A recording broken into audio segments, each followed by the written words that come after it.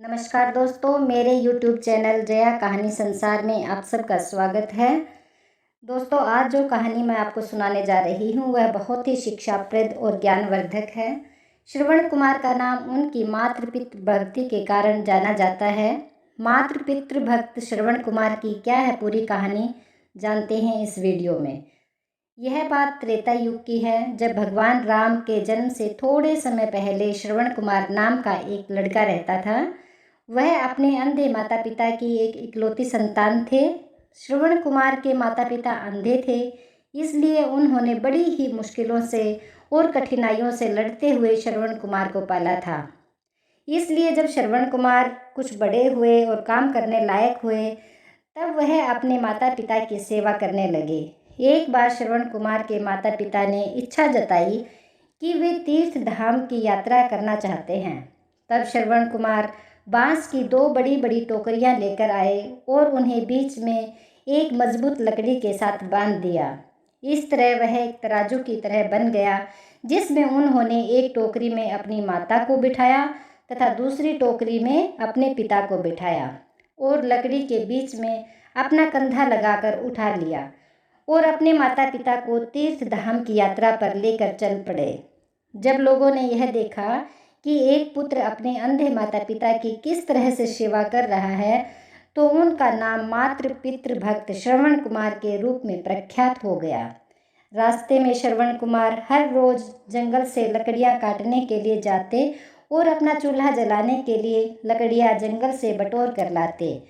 उस समय वह अपने माता पिता को एक सुरक्षित स्थान पर बैठा देते। लकड़ियां लाने के बाद चूल्हा जलाकर वह अपने माता पिता के लिए खाना बनाते।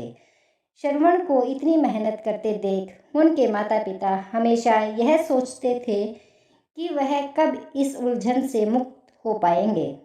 श्रवण की माता घर के काम करने के लिए श्रवण कुमार को मना करती, लेकिन फिर भी श्रवण कुमार अपना कर्तव्य मानकर हर काम स्वयं ही करते थे। एक रोज़ श्रवण कुमार खाना बना रहे थे, तब उनके माता पिता ने उनसे कहा कि उन्हें बहुत प्यास लगी है। अपने माता पिता की प्यास बुझाने के लिए श्रवण कुमार नज़दीक ही जलाशय से जल लेने के लिए चल पड़ते हैं। जब श्रवण कुमार जलाशय से जल भर रहे थे, तब उनके बर्तन से ऐसी आवाज़ निकल रही थी जैसे कोई जानवर पानी पी रहा हो। उसी समय अयोध्या नगरी के राजा दशरथ शिकार के लिए जंगल में आए हुए थे। राजा दशरथ के पास शब्द भेदी बाण चलाने की कला थी, जिसमें वह केवल ध्वनि को सुनकर अपने बाण को निशाने पर मार सकते थे। श्रवण कुमार पानी भर रहे थे। उनके बर्तन से निकलने वाली ध्वनि जब दशरथ ने सुनी, तो उन्होंने सोचा कि वह कोई पशु है जो जल पी रहा है। यही सोचकर राजा दशरथ ने उस ध्वनि की तरफ अपना बाण छोड़ दिया। जब वह बाण श्रवण कुमार के शरीर पर लगा, तो उन्होंने जोर से चिल्लाया। श्रवण कुमार के चिल्लाने की आवाज़ सुनकर राजा दशरथ को आभास हुआ कि उन्होंने किसी मनुष्य पर बाण चला दिया है। अपने घोड़े से उतरकर राजा दशरथ तुरंत उस जगह पर पहुंचते हैं जहां पर वह श्रवण घायल अवस्था में पड़े हुए थे। राजा दशरथ को अपने किए पर ग्लानि महसूस होती है और वह मन ही मन बहुत दुखी होते हैं और श्रवण कुमार से क्षमा मांगने लगते हैं। श्रवण कुमार उन्हें धीरज बंधाते हुए कहते हैं कि महात्मा, आप जो भी हो, मेरा केवल एक काम कर दीजिए। मेरे माता पिता अंधे हैं तथा वह नज़दीक ही कुटिया में मेरी प्रतीक्षा कर रहे होंगे। आप यह जल ले जाइए और उनको पिला दीजिए। यह कहकर श्रवण कुमार अपने प्राण त्याग देते हैं।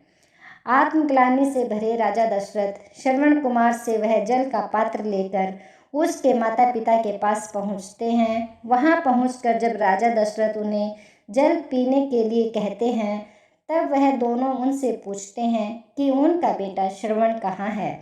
तब मन में दुखी होते हुए ग्लानि से भरपूर राजा दशरथ उन्हें सारा वृतांत बताते हैं कि वह उनके अपराधी हैं तथा उनकी भूल के कारण उनके पुत्र श्रवण कुमार की मृत्यु हो चुकी है।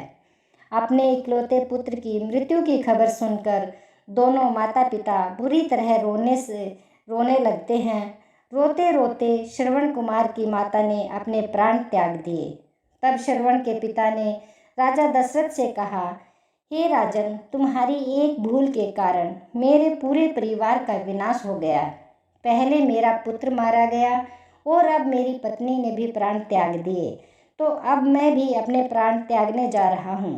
इसलिए मैं तुम्हें श्राप देता हूँ कि जिस तरह आज मैंने और मेरी पत्नी ने अपने पुत्र के वियोग में अपने प्राण त्यागे हैं, उसी तरह तू भी भविष्य में एक दिन अपने पुत्र के वियोग में प्राण त्याग देगा। राजा दशरथ को यह श्राप देते हुए श्रवण के पिता भी अपने प्राण त्याग देते हैं।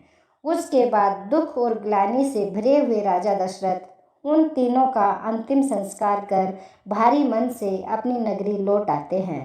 कहते हैं कि उनका ही ये श्राप था कि जब राजा दशरथ की मृत्यु हुई तो उसके चारों बेटों में से कोई भी उनके पास नहीं था। तो यह थी दोस्तों आज की कहानी कैसी लगी ज़रूर कमेंट करके बताना और चैनल को सब्सक्राइब करना। धन्यवाद।